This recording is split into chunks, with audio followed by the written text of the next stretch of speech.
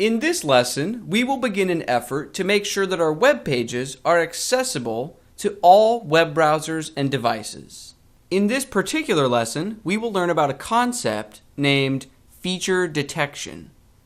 Now, before we learn what that phrase feature detection means, let's jump straight into an example. So here is a page that we created earlier in the course, and when you first load the page, we see that the 4 featured blue boxes animate into view. So here it is once again. Now this animation effect is great. It calls attention to the blue boxes. But what if a visitor of our website is using a browser that is outdated and therefore doesn't support CSS animations? So behind the scenes, I just altered the code of this page. And when I refresh in just a few seconds, we will see what users with outdated browsers would see. So this is what they would see. The blue boxes would never appear. So our content that lives in the blue boxes is simply not accessible to all viewers. So this is terrible. We as web designers need to do something to remedy this. We need to make sure that all of our content is accessible to all of our audience. Now you may be asking yourself, how am I supposed to know what features are controversial? How am I supposed to know that animations do not work in slightly older browsers? That's an excellent question, although there is no formulaic answer. In most cases, being aware of browser features is simply a matter of experience. The somewhat depressing general rule of thumb is that if you do something with CSS that feels fun or efficient or eye-catching, there's a good chance that a certain percent of browsers won't support it.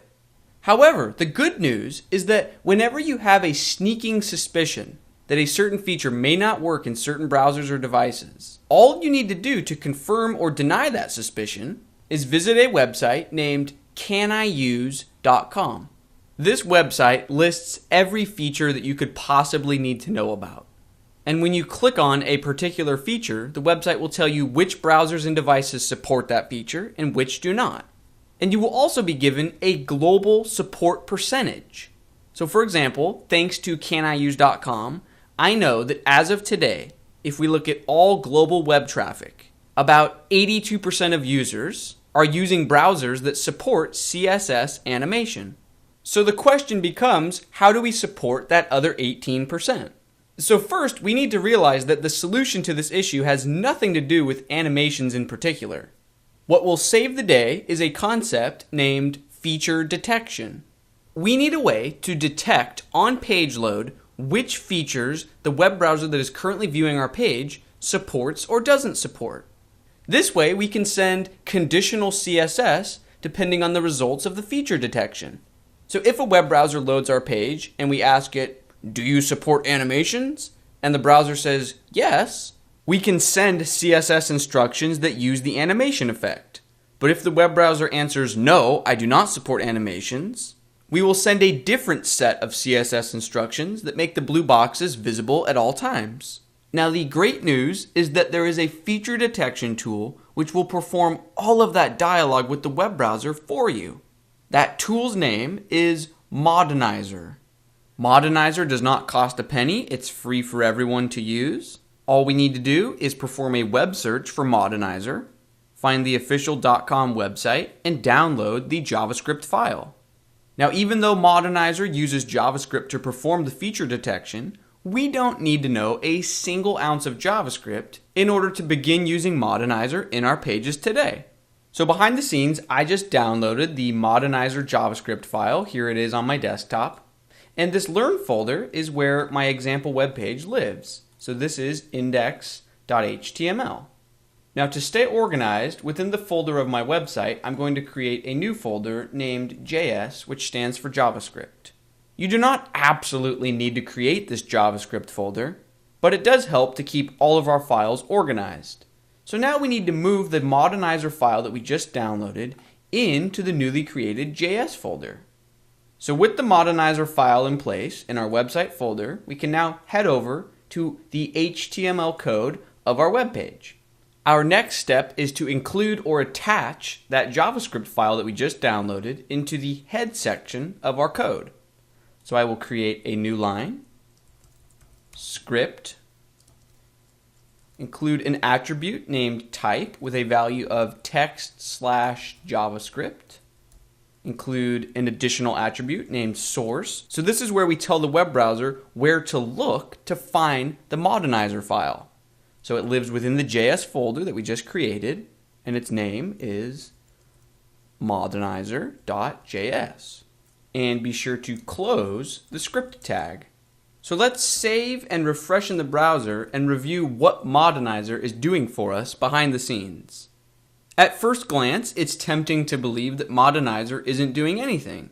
But if we use our web browser's developer tools and inspect any element on the page, if we look at the HTML element, which is the root of the entire page, we see all sorts of classes added to it.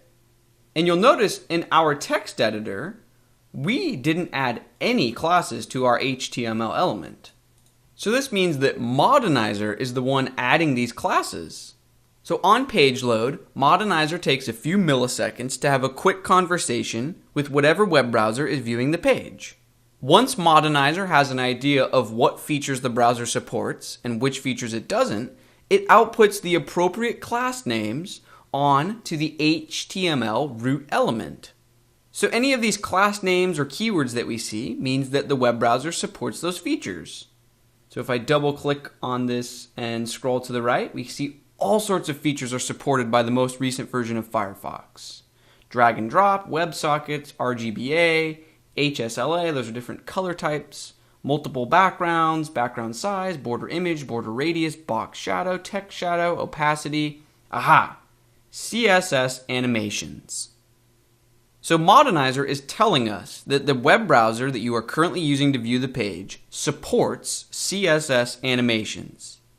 If the web browser did not support animations, then Modernizer would not add this class name to the HTML element. So now, within our CSS file, let's dissect why older browsers are not showing the blue boxes at all. This opacity 0 declaration is the culprit. In modern browsers, we want the blue boxes to start out as invisible because we want to gradually fade them into view, one by one in half-second increments. So we start their opacity at 0 and we animate it over time to 100% visible. But older browsers that don't support animations are not able to transition the opacity, so they just forever sit at 0 opacity, or in other words, completely invisible.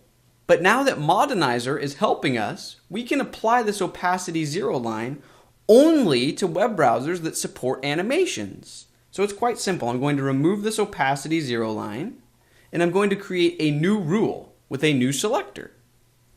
Target the HTML root element only if it has a class of CSS animations.